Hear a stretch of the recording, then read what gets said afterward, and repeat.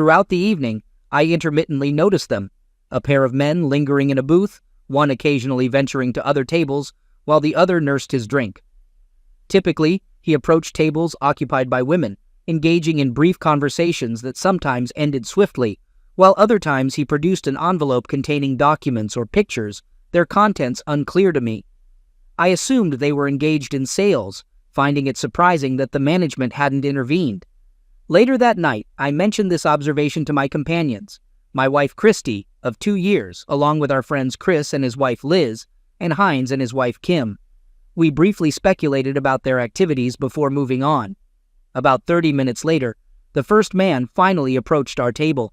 I presumed he had exhausted his options with tables occupied predominantly by women, and we were about to learn what was going on. He greeted us, asking how we were all doing tonight, his tone friendly.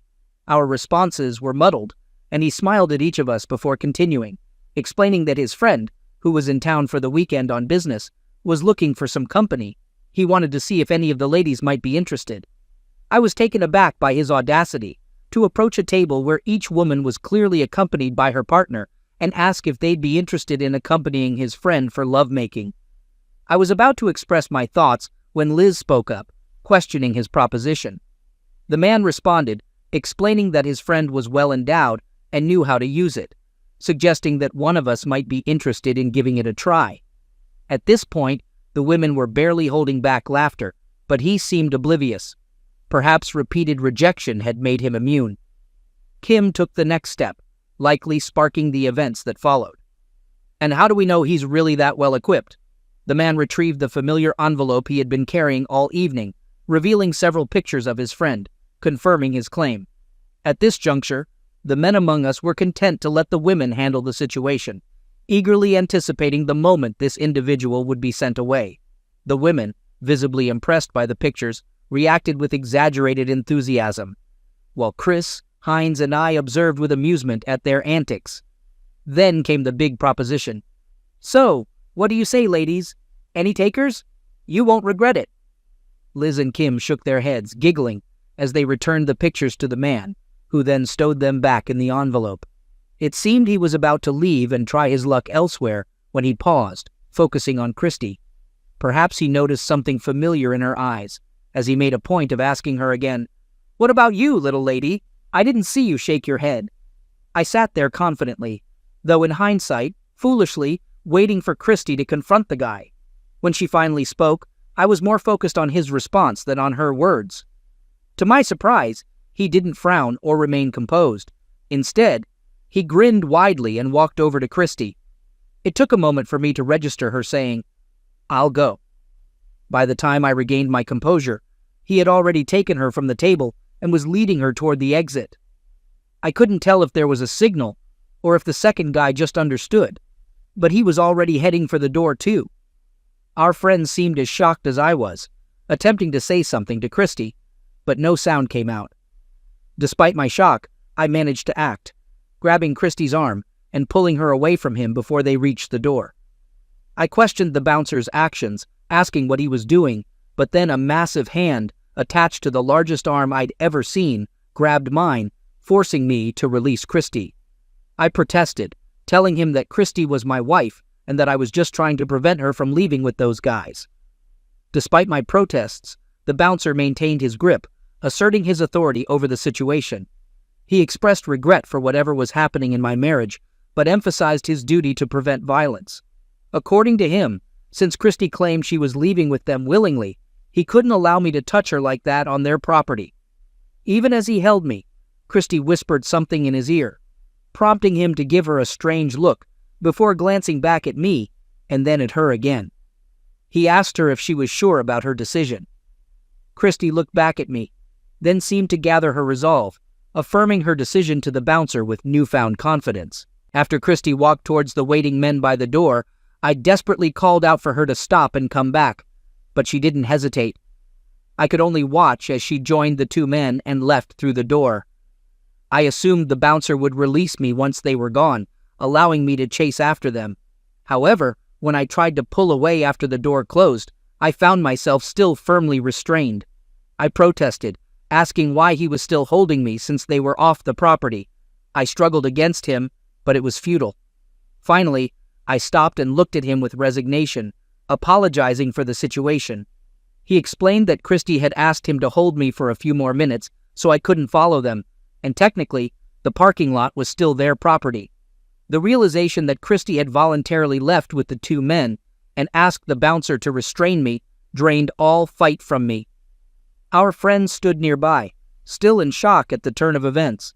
After a couple of minutes, the bouncer released my arm, and I collapsed onto the floor, feeling defeated.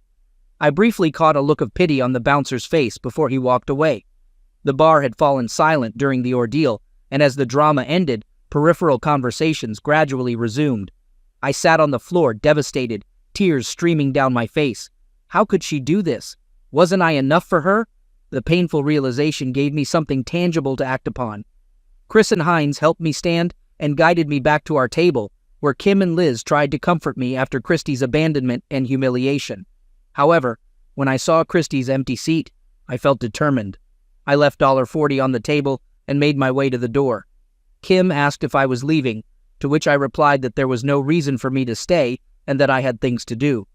Liz asked about waiting for Christy's return, but I dismissed the idea, suggesting that one of them offer her shelter for the night instead. I felt the need to leave. As I walked away, I heard the girls asking the guys to intervene, but they refused, stating, "No way, not after what she did." I focused on the door, avoiding the pity from everyone in the bar. I managed to reach my car before being overwhelmed by emotions again. Feeling dizzy and on the verge of passing out, I sat in the driver's seat for several minutes until I felt well enough to drive home. As I sat there, I reflected on the irony that Christy's impulsive nature had once attracted me to her. About halfway back to our apartment, Christy's number appeared on my caller ID. Assuming she had changed her mind and needed help, I answered the call without pleasantries and went straight to offering assistance. However, I was mistaken. I asked where Christy was and offered to come get her, asking for the hotel and room number. Sensing she didn't want me to go to the room, I adjusted my approach, suggesting she escape and I would pick her up outside. She explained that she wasn't leaving and wanted to stay, calling me baby and hoping for my understanding. She emphasized it wasn't about me or her love for me, but something she needed to do.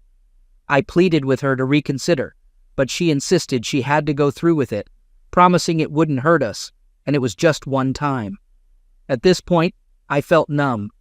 Not only had she walked out on me in front of our friends and an entire bar, but now she called me to rub it in and had the audacity to ask if I was okay with it. I couldn't believe she was treating me like this. I realized there was nothing worth fighting for, so I told her I understood, though I meant it far differently than she thought. She sounded excited and thanked me, promising to show me how much she loved me once she was done. With that, the call ended, and all the sadness and depression I was feeling suddenly dissipated. I had blocked out the love I had for her just a few hours before, replaced by a grim determination to move on. Upon reaching my apartment, I unpacked my luggage. We each had our own set from before we were married, and I spread all 3 suitcases out on the bed. We didn't have much stuff, and what was mine was far less than Christy's. I believed it would all fit in these 3 cases, but if not, I was pretty sure anything I needed to leave behind wouldn't be missed. I took my time. I had no intention of simply disappearing. In fact, I was looking forward to her feeling as much pain when I walked out the apartment door as I felt when she walked out of the bar, and she would have to be here for me to experience that. I had 2 suitcases, completely full, and was midway through the last one when I heard the front door open and then shut quietly. I guess she saw the lights were on, so knew. I was awake, and she called to me. I called out for her to have a good time, though apparently my sarcasm wasn't clear, given her response sounded like she had just returned from a party. She entered the bedroom, and I stole a glance at her. Her hair and makeup were disheveled, and her clothes looked rumpled. She appeared satisfied, but her smile quickly vanished upon seeing me packing.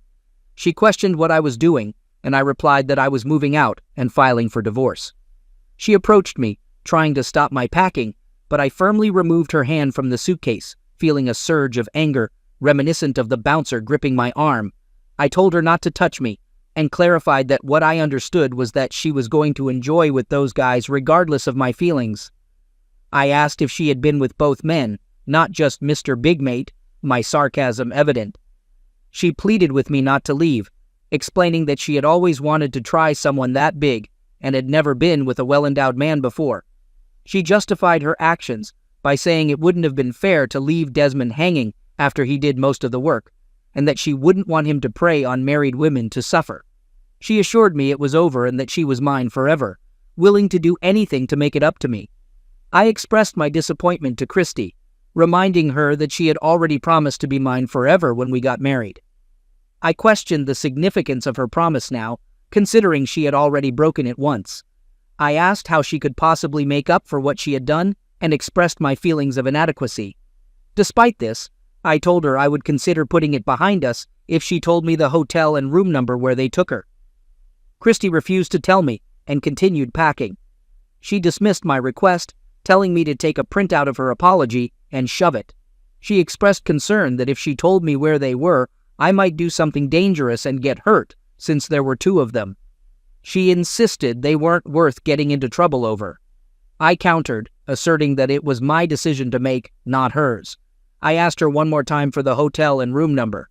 She apologized again, citing her promise to protect me when we got married. She refused to let me get hurt unless I was the one doing the hurting. My response seemed to strike a chord with her, and she finally relented.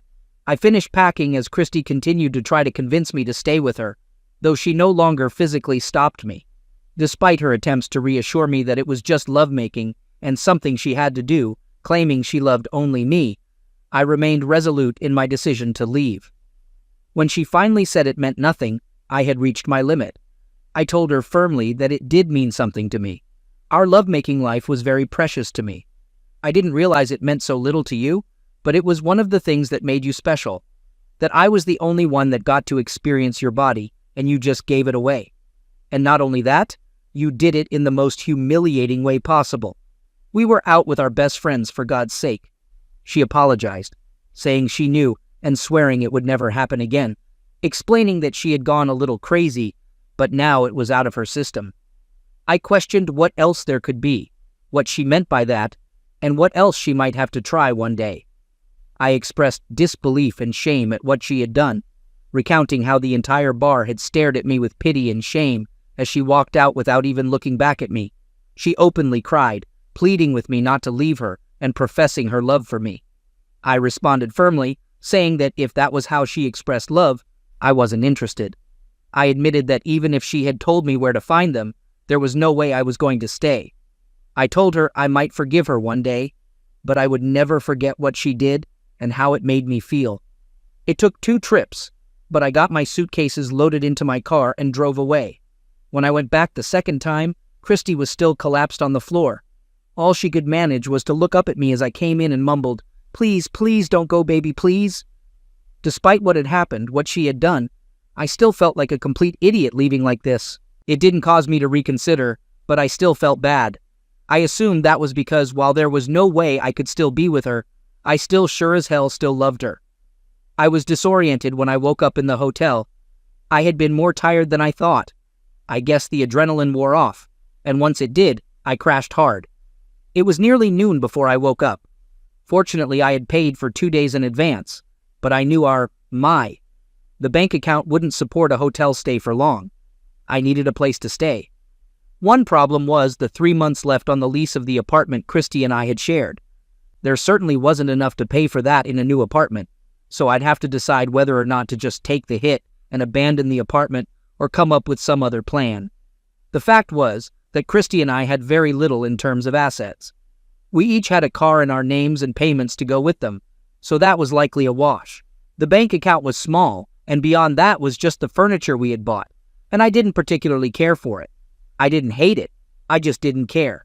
I hated to put any of the other couples into the middle of things, but Chris and Heinz had been my best friends for years, predating all of our wives. Chris and Liz had been married for 5 years, Heinz and Kim for almost 4. Christy and I had been the last ones to join that particular club. After finally turning my phone back on, I found numerous messages from Christy and several from the guys and their wives, mostly urging me not to do anything rash. One message from Chris stood out, offering to help in any way they could. I called them and got Liz on the phone, asking for marital sanctuary. Liz proposed a deal. I could stay in their guest room for a while, but she wouldn't hide me from Christy. She mentioned that Christy had been asking everyone if they had heard from me. Liz insisted that I be at least civil to Christy, acknowledging that she had made a mistake, but emphasizing that it wasn't as serious as homicide. I agreed to Liz's terms and spent the next morning moving from the hotel to their spare room. My boss allowed me to take the morning off, but I had to work late one evening that week to compensate. I decided to work late that night to distract myself from the weekend's events. I arrived at Chris and Liz's house close to 10 o'clock, hoping for some rest, but I was met with an unexpected encounter with Christy. I questioned her presence, reminding her that I didn't want to see her when I left. She apologized, explaining that she was hurting without me and expressing a desire to talk and work things out. I reiterated that I wasn't interested in reconciling, but she pleaded with me not to end things because of one mistake. She professed our love and pleaded for a chance to make things right. I reminded her of the opportunity she had to salvage my dignity by telling me where those guys were, but refused. I told her I needed space to figure out my feelings. She begged me not to give up on our future, admitting her mistake. I emphasized the severity of her actions and asked her to leave so I could process. Christy left with a lowered head after a brief exchange with Liz in the kitchen. I stayed in the living room while they spoke. Afterward, Christy left, pausing briefly at the door to tell me she loved me before departing. My resolve weakened, and I sank onto the couch. Liz sat beside me while Chris stood in the hallway. Liz commended me for handling the situation well and thanked me for being as kind as I was, acknowledging that it wasn't easy. I expressed my frustration, feeling that I didn't deserve what had happened. Liz agreed, saying that I shouldn't have to suffer like this, even though it was Christy's fault. She mentioned that Christy was also suffering, as she hadn't expected me to leave her over this. I asked if Christy had planned this, considering how much she could get away with. Liz clarified that Christy only considered that after the fact. I inquired about what Christy had told her. Liz explained that Christy had mentioned the temptation of being with someone well-endowed as the reason for her actions. She assured me that Christy hadn't planned for me to be held back by the bouncer. This revelation angered me. Was the lovemaking at least terrible? Do you want me to sugarcoat it or be honest? I guess that answers the question. Never mind. But Henry, as satisfying as she claims it was, she insists she would never trade what you two have for that. It was just one time, and it meant nothing to her compared to what she had with you. But she did trade me for that. She didn't realize that's what she was doing. Well, we all make choices, and when we do, we choose the consequences, even if we don't anticipate them. You're right. But afterward, when she reflected on her actions, she still believed you two could move past it. She thought if she treated it casually, you'd eventually forgive her. Kim and I hoped so too. But Chris and Hines both disagreed. I guess they were right. They know me well, Liz. I can't see any way past this. She was deliberate in her actions, leaving right in front of me and having me restrained so she could escape. Then she called me to try to gain my approval. She had numerous opportunities to see that I wasn't okay with this, and she chose against me every time. I understand it may seem that way, but she wasn't thinking clearly. It was like a moment of temporary insanity. Haven't you ever experienced something similar where you lost sight of the consequences? Liz, I appreciate you standing up for her. I know you two have become close friends, and I wouldn't expect anything less. You're my friend too, Henry, and I understand how much you care for her. Nevertheless, this situation isn't comparable to when I stayed up all night playing video games instead of doing a history essay. We're adults, and it's evident that her actions would lead to the outcome we're facing now. You're correct, but my heart tells me you two are great together and suggests that if you forgive her, you could be happy. Maybe you're right, Liz, but more likely, I'd spend my time worrying about what might happen next. I'd be hesitant to go to a club again, fearing a repeat incident. If she can't control her impulses, am I supposed to accept that? She made her decision, and now I have to prioritize my well-being. Excuse me, I'm tired and need some sleep. The rest of the story with Christy follows a predictable path. I'll acknowledge her efforts to reconcile, but I remained resistant. It was tough because I still loved her. When you divorce, you don't just lose a spouse. You lose all the dreams, plans, and hopes you shared. We discussed children, grandchildren, travel, and starting a family. Now, those aspirations were shattered. It was during these moments that the desire to stay together was strongest. Christy and I were in sync regarding our dreams, like we were two halves of a whole. However, I couldn't overlook her actions. The divorce was finalized 3 months later. Christy asked for one last conversation, with no conditions attached. I agreed to listen. After the hearing, we met in a private room where Christy apologized to me. She expressed regret for her actions and emphasized that they didn't reflect her love for me. She apologized once more, saying she would regret it for the rest of her life. I responded, expressing my own regret, stating that I regretted the day I met her, proposed to her, and married her. I told her I was moving on. Christy acknowledged my decision, expressing her contempt for me and hoping that I would use my brain to make decisions rather than acting on impulses. I was choked up, but fell silent, feeling more regretful about the situation than my decisions. I left the room, and we never spoke again or touched. It felt liberating. It was 3 months before I started going out again. I didn't intend to meet anyone, but I was tired of being at home. I went out with Chris, Hines, Liz, and Kim. They often introduced me to friends, hinting at matchmaking. While I wasn't ready for a serious relationship, I enjoyed socializing. I allowed myself to have carefree fun without attachment. They were all nice, but there was no spark. And when the night ended, so did our interactions. I also got into the habit of going out alone, finding comfort in solitude. The club was busy, but none of them were my responsibility, and I enjoyed that.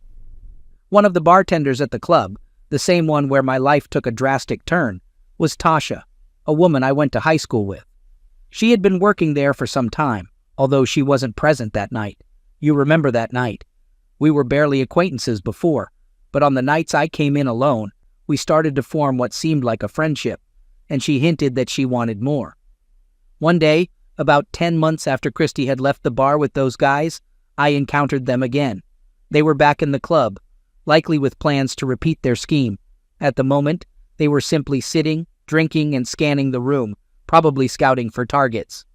I assumed Tasha noticed me looking in their direction and asked about my interest. "Why are you staring at Desmond and Richard?" she asked me, catching my attention. Surprised that she knew their names, I turned back to her.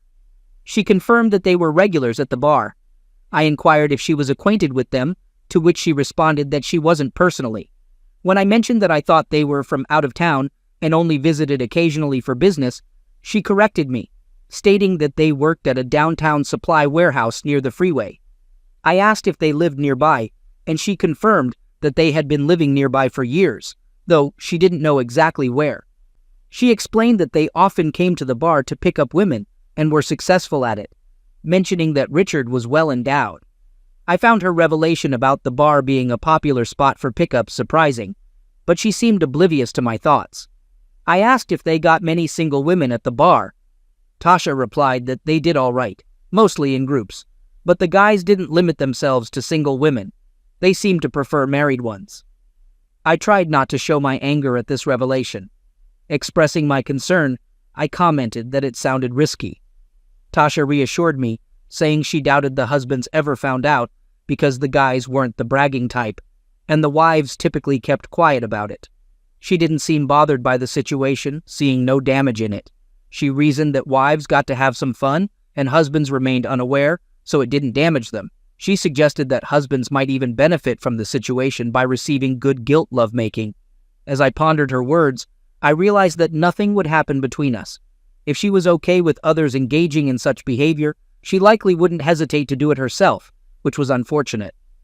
Tasha continued talking when I didn't respond, mentioning an incident where the guys had tried to pick up a woman while her husband was in the club. It had turned into a big issue and almost became violent, so they hadn't tried it again. She recounted that the wife had even asked Victor to restrain the husband so she could leave with the guys. I turned back to her slowly, and she seemed to notice the expression on my face. She confirmed that Christy had indeed been involved in an affair. Suddenly, she seemed to put the pieces together and expressed her shock and apology. Realizing the situation, she seemed at a loss for words. I got up from the bar and headed outside, feeling the need to distance myself from the conversation. As I did that, I quickly placed a phone call to kick things off, then settled outside to wait. I hadn't realized how much I craved revenge until I learned it was all a scam. Sure, Christy willingly accepted their invitation, and that wouldn't change. But I believe she did so thinking they were just a couple of out-of-towners seeking a fling, never to be seen again, somehow making it less wrong. I had singled out their car in the parking lot, not to lean into a stereotype, but when I spotted the Cadillac with lowered suspension and flashy chrome rims, I was pretty sure it was theirs. Since they hadn't started their hunt yet, I figured I had time before they came out, unless they got lucky early. I wasn't privy to what happened inside the club, but it was nearly an hour before they finally emerged, accompanied by a woman they had evidently charmed inside. I had guessed right about the car, and I leaned against the driver's side door as they approached. "Hey man," said Desmond, the apparent spokesman, speaking up. "Mind taking your hands off my ride?"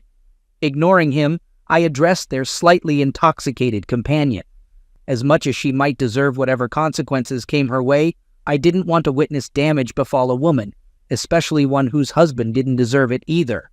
Oh yeah, I could see the wedding ring from here.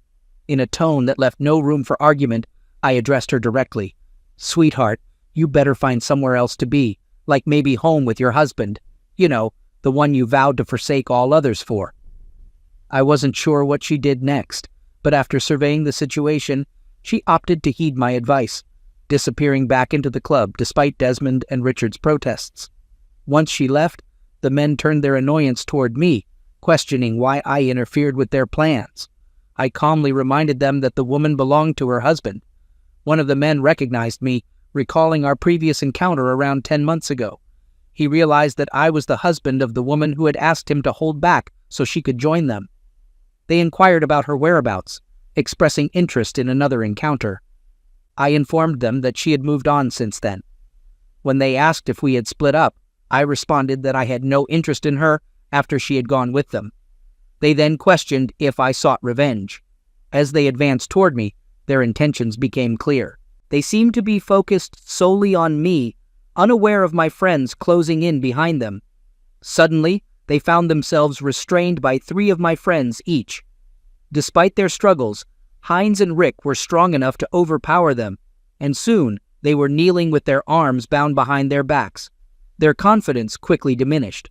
One of them tried to justify their actions, stating that they had simply made an offer, and the woman had willingly accepted.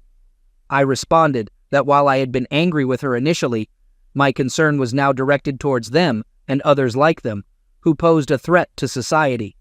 I was determined to ensure they never repeated such behavior. I instructed my friends to load them into Jed's pickup truck, where they secured the 2 individuals in case they attempted to escape. About an hour later, we arrived at a secluded area in the county, guided by Jed, whose family owned a nearby farm. We reached a large grove of trees, miles away from civilization and completely hidden from view.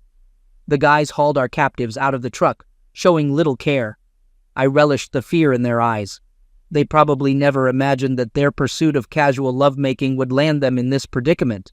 They were facing unforeseen consequences, much like Christy. So, with a light-hearted tone that hopefully disguised my seriousness, I pondered aloud the best way to rid society of their carnivorousy behavior. I expressed my thoughts on how to deal with them, mentioning the possibility of castration followed by release, which elicited horror from them. I pointed out the potential complications if they sought medical attention after such an act. They unanimously agreed on this point, though my friends Desmond and Richard remained silent. I then mentioned the alternative option of taking of life them both to eliminate any witnesses. While Desmond appeared horrified, Richard's expression suggested he might prefer pass away over a life without his manhood. I commented on the absurdity of tying one's self-worth to the size of their gonads. Desmond attempted to defend their actions, claiming it was just lovemaking, and that the woman might have been with other men before. I rebuffed him, stating that my concern was not with her anymore, but with them. I emphasized my frustration with men like them who thought they could seduce married women without consequences. I believed it was time for them to learn a lesson and serve as an example to others. I signaled for the rest of the gang to join me in a private huddle nearby. The goal was simply to intimidate the creeps. Truthfully, I'm not a violent person, and as much as I wanted to hurt these guys, it wasn't my true intention, at least not permanently. We kept them on edge for about an hour, making them believe we had reconsidered taking of life or maiming them. By the time we returned, their fight seemed to have drained away. I informed them that I had been persuaded by my friends not to resort to taking of life or castrating them. Instead, I outlined the consequences they would face, a severe beating. I made it clear that we would provide each other with alibis, but warned them that if any police inquiries were made, they would face the initial options. I emphasized that we would be monitoring them closely, having their addresses and workplaces from their driver's licenses. I issued a stern warning that if they ever targeted married women again, they would face severe consequences. Desmond inquired if there was any way to avoid the beating, to which I responded with a proposition. I suggested that they could avoid the punishment by engaging in a particular act. Desmond eagerly agreed to the proposal, hoping to avoid the beating. And they did receive their beating. With 10 of us, we vented some frustration on them. We made sure to avoid anything fatal, but there were definitely some broken bones. We avoided breaking ribs, as they could puncture lungs. At the very least, they'll remember this for a long time. We drove them back to town and left them on the curb near a hospital, avoiding the parking lot and any security cameras. The next morning, we made headlines as 2 sufferers of an assault by unidentified assailants, possibly in a failed robbery. The cases went cold when the guys claimed not to recognize their attackers and believed it was a random incident. And here we are, a year after that dreadful night. Somehow, I managed not to become entirely distrustful of all women, but it hasn't been easy. Word has it that Christy recently met someone and they've started dating. It's early days, but apparently it's promising. Desmond and Richard seem to have vanished. At least they're no longer working at the warehouse, and their apartments are empty. I suppose they're running their scheme in another city. Sometimes I wonder if I should have dealt with those 2 creeps more permanently. It crosses my mind often, and I sometimes regret the choice I made. Eventually, I had to find a new hangout spot. Tasha became more forward, and my polite refusals didn't dissuade her. So I finally had to tell her that nothing would happen between us since she saw nothing wrong with a wife cheating on her husband. She tried to convince me she wouldn't do that herself, but I simply didn't believe her. I'd rather get 2 dogs than date her. I haven't made any plans yet, but I'll eventually start dating again. Maybe, maybe not.